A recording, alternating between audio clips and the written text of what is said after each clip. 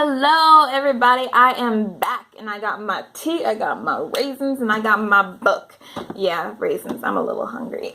Okay, so now the book that I'm doing for today is The Wizard of Oz. Aww, I thought reading The Wizard of Oz would be like, oh yay, it's such a good book because they made it into a movie and you know, they did a parody of it. Wicked, which honestly rocked, and I think it might have been better than The Wizard of Oz, but what do I know? So I picked it up and I was like, it's going to be so good. It's going to be so amazing. It's going to change my life. And like, not even halfway through, not even like 10 pages through, like a paragraph through, I was like, nah, throw it out.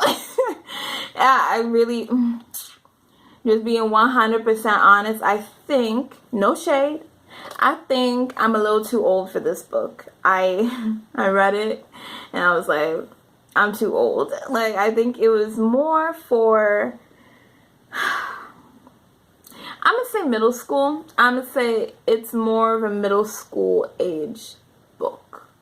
Yeah, I'm gonna say that. So it's not bad. It's just not for me. Yeah. Anyway, so we all know the story of The Wizard of Oz. We all know about Dorothy, who lives in this grayish town, and then a cyclone happens and she steps into the wonderful world of Oz, where everything is colorful and beautiful, and she meets these three characters, the Cowardly Lion, the Tin Man, and the Scarecrow, and they go frolicking and skipping down the yellow brick road as they go to get these things that they need: a brain, a heart, and courage, only to be sent off to go kill the witch, which doesn't make any sense considering the fact that he's magical, the Wizard of Oz, and they're not. Sending them off to go kill a witch makes no sense. I know he's not a wizard. They kill the witch, they come back, he's like, can't do anything. But in the end, she ends up going back home, back to her land of gray. Okay, so I have no quotes. I did not, to be honest, I think I was just reading to finish it. So I have no quotes, but the thing that I learned from this book has to do with what annoyed me the most about this book. So there were moments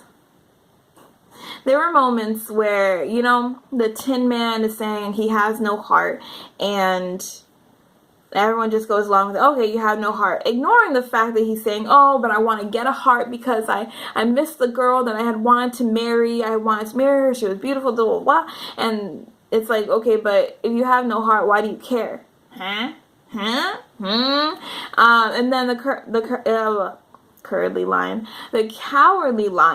The first time that they meet him because I think he was hungry, and he jumps in to attack them, but then he gets scared by Toto. But to think that he went in against Toto, Dorothy, the Tin Man, and the Scarecrow to get some dinner, even if he did get scared, the fact that he had enough courage to be like, okay, 4 against 1, I'm gonna try my odds. And then there was a moment when they were trying to cross the stream and they were being attacked by these things, and he's like, you guys go, I'll fend them off for as long as I can.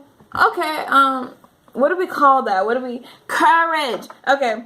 And then the Scarecrow, he's like, oh, I have no brain. And he's like, oh, and since I don't really feel anything, like, I'm not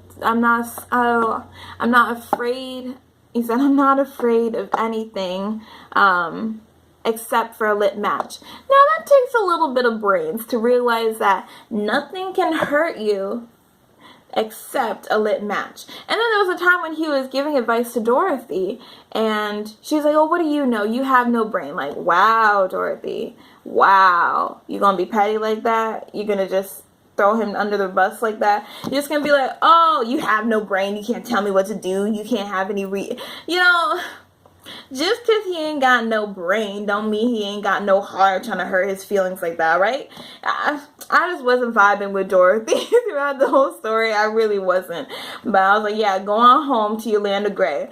So there was just a lot of moments where clearly throughout the story, they were proving and showing that they had these things that they were trying to fight for and trying to gain. But Dorothy would just continue to look at them as this heartless Tin Man, this courageless lion, cowardly lion, and the Scarecrow without a brain. She would continue to do that. And at the same time, like, I guess I can't be fully mad at her. She was blinded by the things that they had told her, you know?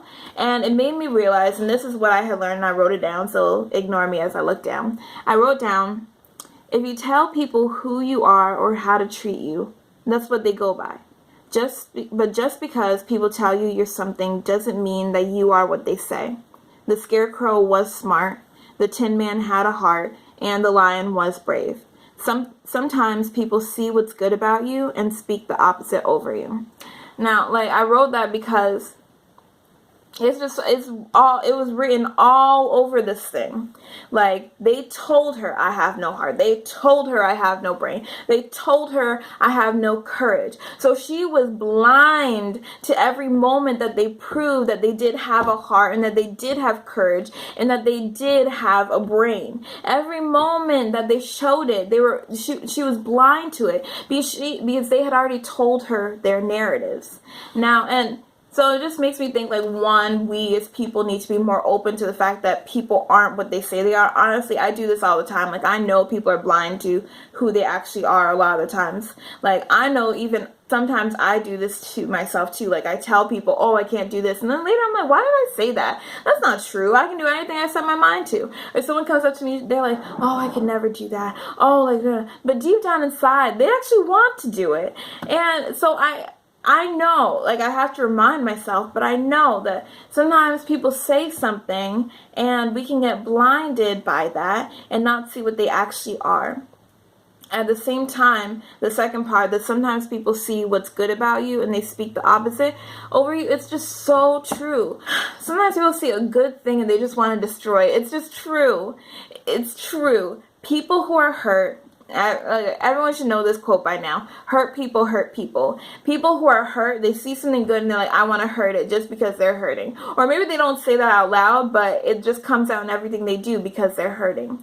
And they see someone who is bold and willing to speak, and they speak over them, oh, like, you can never speak in public, you can never do anything. And don't you dare start believing it. Someone says, oh, like, you can never sing, you can never move mountains, you can never climb, you can never reach the heights, the skies, you can never be an astronaut, and you start to believe it. Don't. So I'm going to close this out and just say, if someone has ever told you something that you cannot do or something negative about you, I need you to comment down the complete opposite. If someone said you can't sing, you need to comment down, I sing like an angel. If someone has ever said, oh, you can't if someone has ever said to you, oh, you can't write stories, be like, I am the Dr. Seuss of storytellers. I am the George R.R. Martin of storytellers. I am the Tolkien, the whatever it is. If someone tells you that you can never be good at something, be like, I am the best. Starting today, starting now. So comment down below if someone has ever told you something negative about you, something that you can never do, or just something about your character. Comment down the complete opposite, okay? So I need you to comment down below, and you will see me next week. I love you guys. Mwah. Bye.